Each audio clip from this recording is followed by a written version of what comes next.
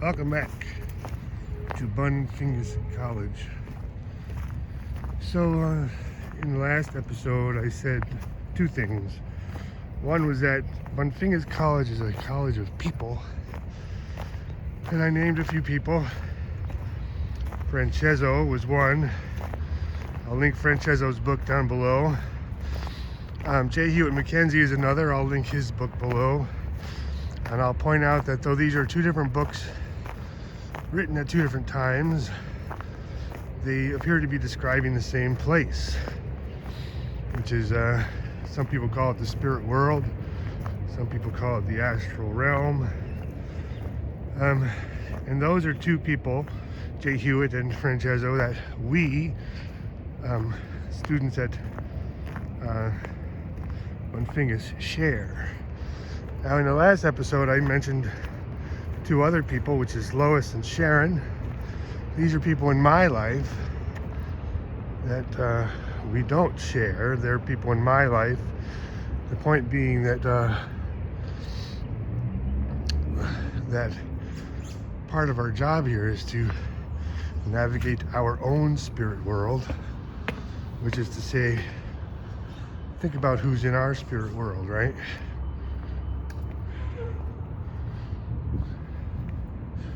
Because, you know, it might be your grandma. Your grandma's not in my spirit world, of course. And my grandma's not in your spirit world. So there's some people we share, and then there's some people we have individually. And then I mentioned, or I showed a picture of a Cadillac. And what does Cadillac have to do with this?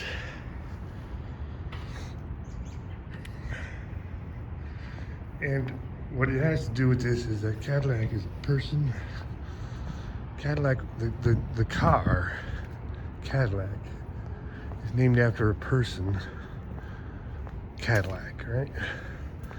He was one of the early people in Detroit. And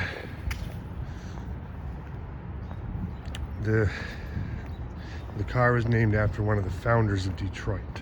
So, but he was in Detroit long time before the car was even invented. He was in Detroit in the 1700s. Okay?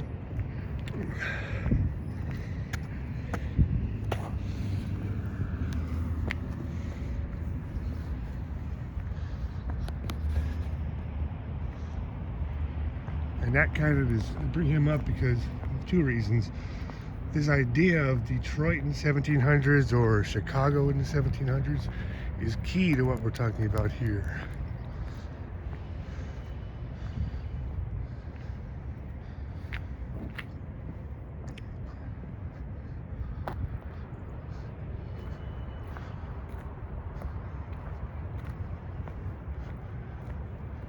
Because one of the things we're talking about here is a kind of a map. Which I call the map of the emerging paradigm. And I have a copy back at home. I mean, I have the copy. There's only one at the moment. And we have a north, south, east, west. And we have up and down. In this map, up and down signifies time. Down is the future, because the future has not risen up yet. And up is the past. If you go up to about the year 1700 here in Chicago or in Detroit, you get a time before European presence here, right? So a guy like Cadillac, 1707, is one of the earliest Europeans to be in this region. Just like I mean, there's some others, you know, the early people here, the earliest commingling of Europeans with Native Americans. And so if you and I, people currently living here in Chicago or Detroit, go up like I'm talking about, you run into Native Americans who are already there and have been there for 300 years and who have some strong opinions about us and our presence here in their land, so to speak.